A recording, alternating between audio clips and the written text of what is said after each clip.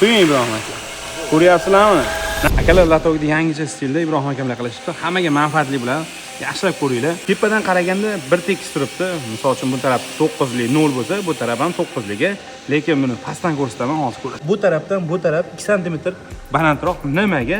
Hozir sababini ham ko'rsatib ketaman. Quying Ibrohim aka. Ko'ryapsizlarmi? Napor bilan urilsa ham tushib, mana 0 pastroq, bunisi balandroqligini hisobga urilib, qaytib tushyapti. Ko'rishingiz mumkin, latoklar juda ham chiroyli. Ko'ksar avtozavod A-blokdan mana shu latogimizga, mana shu tarafga trap qo'yilgan, xudo xolasa. Ko'rishingiz mumkin, juda ham chiroyli bo'lib ketyapti.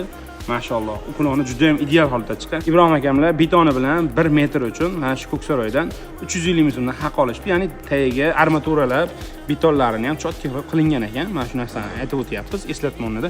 Mahsuloti, betoni, boshqa armaturalarni uyda egasi o'zi xarid qilib beradi. Ko'rishingiz mumkin, juda ham chiroyli chiqibdi. Sizlarning mehnatiga alohida like bosib qo'ysangiz ham bo'laveradi. Bu latok nimaga arzon desalar, o'tgan sababda latok ko'rsatganimizda mana bu barduri chiqqan edi va juda ham ko'plab kadar ketardi. Bu hech qancha farq qilmaydi, chunki mana bu narsa 2 sm baland xolos.